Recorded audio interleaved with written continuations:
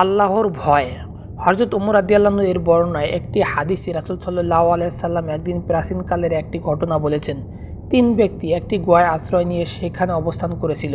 হঠাৎ পাহাড়ের উপর থেকে বিরাট এক পাথর ছাই গড়িয়ে পড়ে গুহার মুখ বন্ধ হয়ে যায়।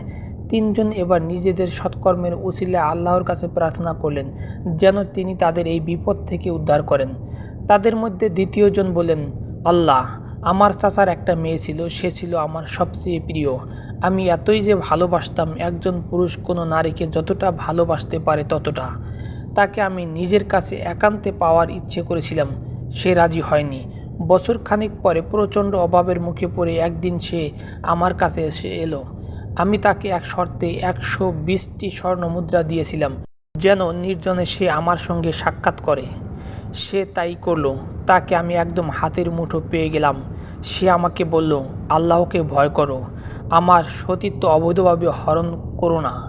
মেয়েটি ছিল খোদাভীরু ও পরহেজগার। প্রথমে সে তাতে সায় দেয়নি, কিন্তু দারিদ্র্য ও স্বাবলম্বহীনতা তাকে সীমাহীন দুর্বল করে ফেলে। অভাব তাকে নিরুপায় অবস্থান এমন করতে বাধ্য করে। সে আমাকে আল্লাহর কথা স্মরণ করিয়ে দেয়, আমার অন্তরে আল্লাহ ভীতু উস্কে দেয় এবং ঈমান জাগিয়ে তোলে। এই উপলব্ধি এনে দেয় যে যদি সে তাকে কামনা করি তবে যেন বৈধভাবে বিবাহ করে নেই, পাপ থেকে বিরত থাকি। আমি তখন অনুতপ্ত হই, আল্লাহ, আপনার কাছে তওবা করে এই সৎকর্মের মাধ্যমে আপনার কাছে মুক্তি প্রার্থনা করি। তাদের প্রার্থনা গুহার মুখে খুলে যায়, পাথরের ছাই সরে যায় এবং তারা মুক্ত পায়।